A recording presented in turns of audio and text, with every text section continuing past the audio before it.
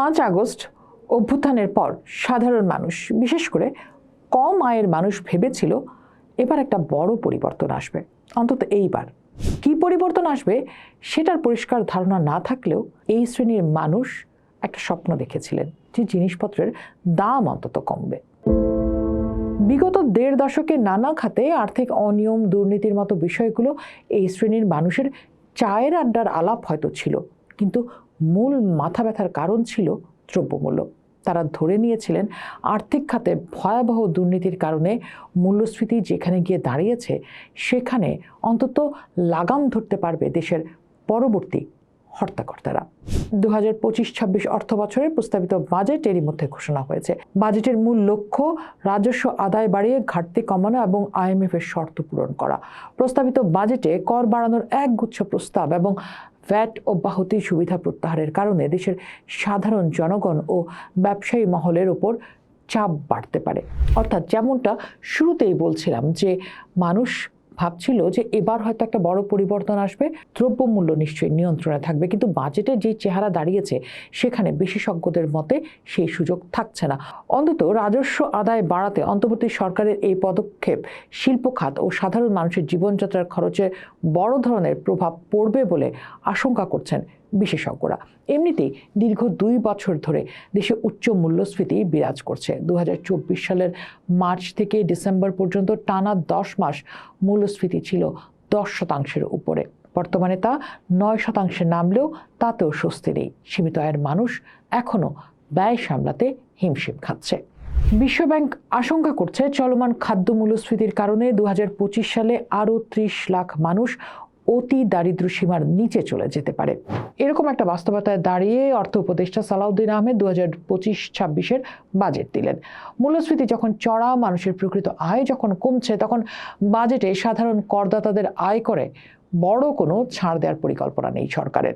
ব্যক্তির করমুক্ত আয়সীমায় কোনো পরিবর্তন আসেনি। ব্যক্তি শ্রেণীর করদাতাদের জন্য করমুক্ত আয়সীমা এ বছরও একই থাকছে। অর্থাৎ যারা সারা বছরে 3.5 লাখ টাকা আয় করেন তাদের কর দিতে হবে না, কিন্তু এর বেশি আয় থাকলে কর দিতে হবে, যদিও করমুক্ত আয়সীমা কম এবং মূল্যস্ফীতির হার চড়া, এই দুই বিবেচনায় ছাড় দেওয়ার সুপারিশ করেছিলেন অনেকেই। তবে কর স্তরগুলো সর্বোচ্চ স্তরে ধনীদের কর হার 25% থেকে বাড়িয়ে 30% করা হয়েছে। আগে যেখানে 30% হারে কর দিতে হতো 38.50 লাখ টাকা বার্ষিক আয়ের উপরে, এখন তা কমিয়ে 35.75 লাখ টাকা করা হচ্ছে। ব্যবসা প্রতিষ্ঠানের জন্য কর বেড়েছে। পুঁজিবাজারে অনিবন্ধিত কোম্পানির ক্ষেত্রে বাড়ছে কর্পোরেট কর হার। আবার লাভ হোক লোকসান হোক, নির্দিষ্ট হারে যে কর দিতে হয় সেটা এবার বাড়ছে। কিছু কিছু ক্ষেত্রে কর ছাড় দেওয়া হতে পারে, যেমন ব্যক্তির ক্ষেত্রে ন্যূনতম কর কিছুটা কমবে, যেমন জমি বেচাকেনায় কর কমছে। সরকার এরই মধ্যে আগামী বাজেটের বার্ষিক উন্নয়ন কর্মসূচি জানিয়েছে, কিন্তু সেখানে শিক্ষা ও স্বাস্থ্য খাত সর্বোচ্চ গুরুত্ব পায়নি। বাজেটে শ্বেতপত্র প্রণয়ন কমিটি ও অর্থনৈতিক কৌশল পুনর্নির্ধারণ সংক্রান্ত টাস্ক ফোর্সের সুপারিশের প্রতিফলনও খুব একটা থাকছে না। করের ক্ষেত্রেও দেখা যাচ্ছে বড় কোনো পরিবর্তন নেই। বর্তমানে উচ্চ মূল্যস্ফীতির প্রেক্ষাপটে প্রস্তাবিত বাজেট নতুন করে শুল্ক বাড়ানোয় বাজারে পণ্যের দাম আরও বেড়ে যেতে পারে। এর ফলে সাধারণ মানুষের জীবনযাত্রার ব্যয় আরও বাড়বে। বাজেট প্রস্তাবে বেশ কিছু নিত্য প্রয়োজনীয় পণ্যের উপর শুল্ক বাড়ানোর পরিকল্পনা রয়েছে, যা সরাসরি ভোক্তা পর্যায়ে প্রভাব ফেলবে বলে মনে করছেন বিশ্লেষকরা। যেমন দৈনন্দিন প্রয়োজনীয় পণ্য থেকে শুরু করে নির্মাণ উপকরণ, অর্থাৎ শিশু খেলনা, যানবাহন ও কৃষিজ সামগ্রীর উপর বাড়তি শুল্ক আরোপের প্রস্তাব রাখা হয়েছে। ফলে বাড়তি ব্যয়ের চাপ পড়বে ভোক্তাদের কাঁধে। সবচেয়ে বড় ধাক্কা লাগতে যাচ্ছে নির্মাণ খাতে। আমদানিকৃত প্রায় সব পণ্যে বাজার মূল্যের 15 থেকে 25% হারে কাস্টমস শুল্ক আরোপের পরিকল্পনা নিয়েছে সরকার।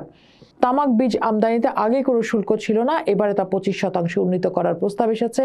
একইভাবে সয়াবিন মিলের উপরও এবার 5% কাস্টমস ও শুল্ক আরোপ করা হচ্ছে, যা প্রভাব ফেলবে পোলট্রি ও কৃষি খাতে। IMF এর পরামর্শে বাজেটে স্থানীয় শিল্পের জন্য বিদ্যমান ভ্যাট অব্যাহতি সুবিধা অনেক ক্ষেত্রে প্রত্যাহার করা হচ্ছে। এর ফলে ইলেকট্রনিক্স, গৃহস্থালী সামগ্রী, প্লাস্টিক, মোবাইল ফোন সহ বহু শিল্প খাতে উৎপাদন খরচ বাড়বে এবং দেশীয় পণ্যের প্রতিযোগিতা সক্ষমতা কমবে। বিশেষত স্থানীয় স্থানীয় টেক্সটাইল খাতে প্রতি কেজি কটন সুতা ও ম্যানমেড ফাইবার সুতার সুনির্দিষ্ট কর ৩ টাকা থেকে বাড়িয়ে ৫ টাকা করা হয়েছে। এমন পরিস্থিতিতে ভারতীয় সুতার সঙ্গে প্রতিযোগিতায় পিছিয়ে পড়ার আশঙ্কা করছে বাংলাদেশি মিলগুলো। গৃহস্থালী ইলেকট্রিক পণ্যে ধাপে ধাপে ভ্যাট বাড়ানোর প্রস্তাব করা হয়েছে। টার্নওভার করের হার দ্বিগুণ করার প্রস্তাব রয়েছে বাজেটে, যদিও সীমা বাড়ানো হচ্ছে ১ কোটি থেকে ৪ কোটি টাকা। ব্যবসায়ীরা বলছেন, লাভ লোকসান না দেখেই এই কর আরোপ করা হলে ছোট ও মাঝারি উদ্যোক্তারা ক্ষতিগ্রস্ত হবেন। স্থাপনা ভাড়া ও অনুষ্ঠান আয়োজনে বাড়ছে উৎসে কর। ৩১টি শিল্পের কর অবকাশ সুবিধা বাতিল করা হচ্ছে, যার একটি বিরূপ প্রভাব থাকবে কর্মসংস্থানে। আইটি খাত আয়করের আওতায় আনা হচ্ছে। ইলেকট্রনিক্স ও হোম অ্যাপ্লায়েন্স বাড়ছে ভ্যাট। বাজেটে দেশীয় শিল্পকে দেয়া বহুদিনের ভ্যাট অব্যাহতি সুবিধা বাতিল করার প্রস্তাব করা হয়েছে এবং এটি নিয়ে আসলে সামনের দিনে ব্যবসায়ীরা নিশ্চয়ই মাঠে নামবেন বলে এখনই ধারণা করা হচ্ছে। আমদানি নির্ভর কাঁচামালে শুল্ক ও ভ্যাট বৃদ্ধি করা হচ্ছে। অনলাইন বেচাকেনা ও ওটিটি প্ল্যাটফর্মও আসছে করের আওতায়।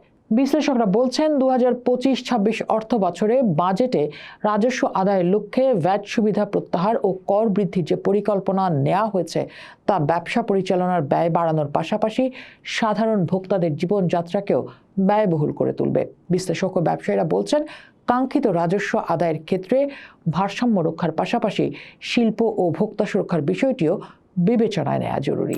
পোস্ট দেখুন, ভাবুন, করুন, পোস্টের সাথেই থাকুন।